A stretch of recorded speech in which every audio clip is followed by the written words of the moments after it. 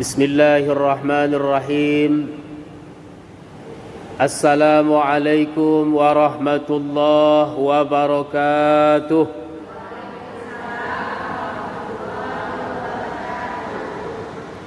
إن الحمد لله الذي نحمده ونستعينه ونستغفره ونعوذ بالله من شرور أنفسنا ومن سيئات أعمالنا.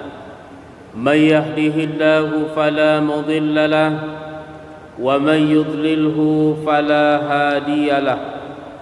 أشهد أن لا إله إلا الله وحده لا شريك له وأشهد أن محمدا عبده ورسوله لا نبي بعده.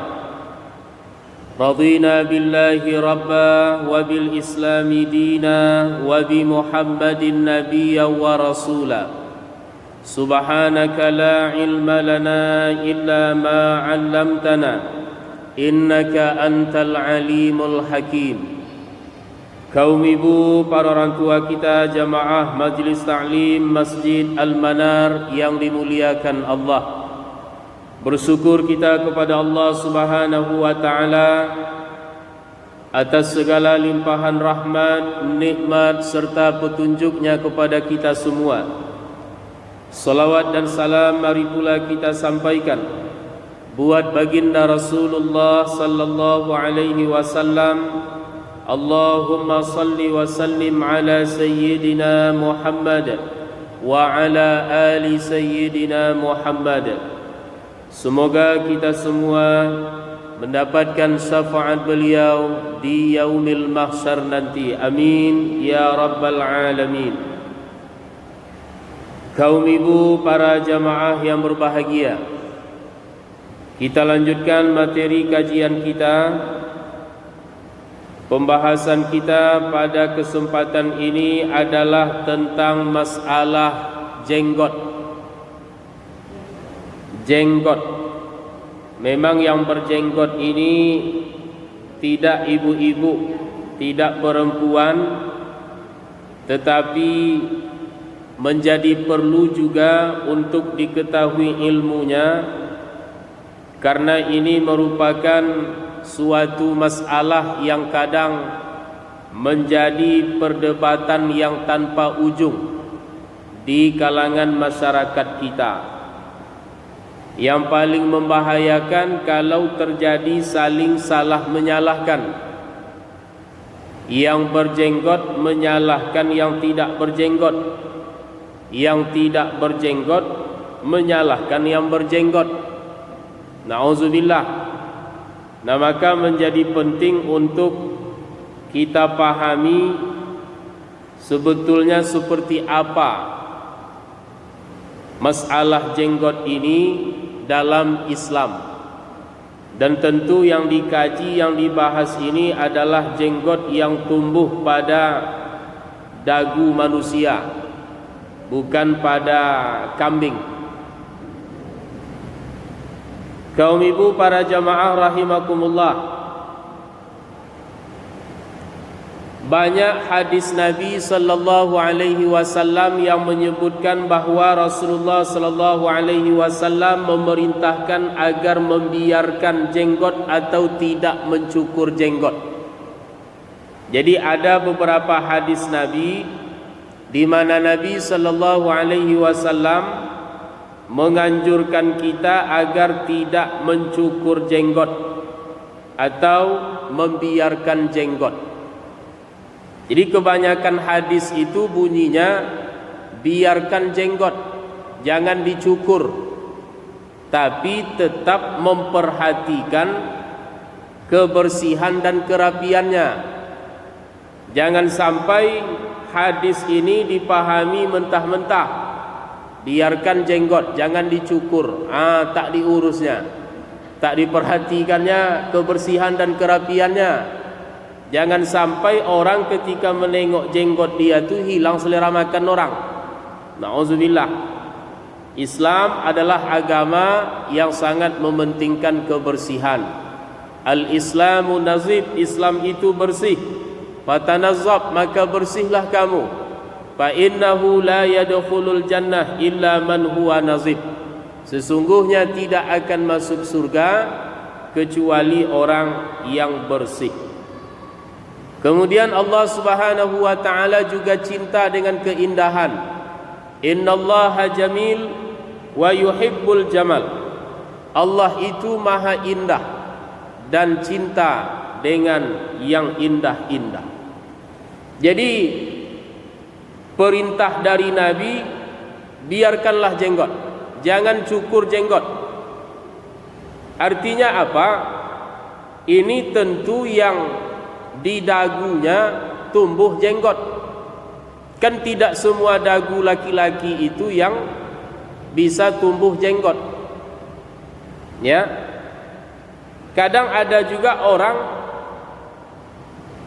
terkesan memaksakan, tak tumbuh jenggot di dagunya, dipakainya minyak entah apa-apa, dioleskan di situ biar tumbuh jenggot. Ini tak ada pula perintahnya. Bagi yang tumbuh jenggot, kata Nabi, biarkan, jangan dicukur. Di antara hadis Nabi sallallahu alaihi wasallam yang berbicara tentang ini, ada hadis yang diriwayatkan oleh Muhammad bin Minhal, menceritakan kepada kami, kata beliau, Yazid bin Zura'i menceritakan kepada kami oleh Umar bin Muhammad bin Zaid, menceritakan kepada kami dari Nafi, dari Ibnu Umar, dari Rasulullah sallallahu alaihi wasallam, beliau bersabda, apa kata Rasul? Bedakanlah diri kalian dari orang-orang musyrik, biarkanlah jenggot dan rapikan kumis. Itu kalimat Nabi dalam hadis itu. Bedakanlah diri kamu dari orang-orang musyrik, biarkanlah jenggot dan rapikanlah kumis. Jangan dibalik. Cukur kumis, biarkan apa? Biarkan kumis, cukur jenggot, terbalik. Kemudian sahabat Nabi, apabila Ibnu Umar melaksanakan ibadah haji atau ibadah umrah, ya, Ibnu Umar anak laki-laki dari Umar bin Khattab radhiyallahu an, namanya adalah Abdullah bin Umar, populer dengan nama Ibnu Umar. Ibnu Umar ini apabila beliau melaksanakan ibadah haji atau umrah, beliau menggenggam jenggotnya. Kemudian yang berlebih dari genggaman itu beliau potong. Nah, ini menunjukkan kepada kita tentang ukuran seperti apa yang pernah dilakukan oleh sahabat. Jadi Ibnu Umar ketika melaksanakan ibadah haji atau umrah, beliau genggam jenggotnya, kemudian apa yang berlebih dari jenggot itu beliau potong. Ini yang dilakukan oleh Ibnu Umar radhiyallahu anhuma. Itu juga menunjukkan kepada kita ada ketentuan untuk merapikan. Jadi tidak dibiarkan begitu saja. Kaum ibu rahimakumullah, pertanyaannya adalah apakah perintah dari Nabi tentang membiarkan jenggot ini maknanya makna wajib atau hanya makna anjuran saja? Nah, ini yang harus dipahami. Dalam hadis tadi kan Nabi memerintahkan biarkanlah jenggot. Makna perintah Nabi di situ apakah bermakna wajib atau bermakna anjuran saja? Maka dijelaskan oleh ulama mazhab Syafi'i berpendapat bahwa makna perintah di dalam hadis itu hanya bersifat anjuran, tidak bersifat wajib. Oleh sebab itu mencukur jenggot hanya dikatakan makruh, bukan haram. Nah, berikut beberapa teks yang bisa kita temukan dalam kitab-kitab kalangan mazhab Syafi'i. Di antaranya adalah Ada ulama dalam mazhab Syafi'i menyebutkan makruh hukumnya mencabut jenggot pada awal tumbuhnya untuk orang yang baru tumbuh jenggot dan untuk penampilan yang bagus. Jadi kalau laki-laki beranjak dewasa mulai tumbuh jenggotnya, lalu sengaja dia cukur, dia potong, ya, ini hukumnya makruh. Begitu juga dengan tujuan agar penampilannya bagus atau menarik.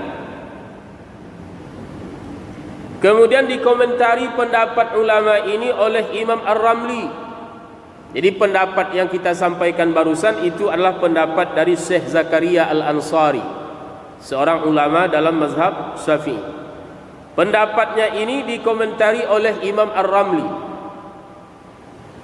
Kata Imam Ar-Ramli, ucapan Syekh Zakaria Al-Ansari yaitu makruh mencabut jenggot dan seterusnya, demikian juga dengan mencukur jenggot.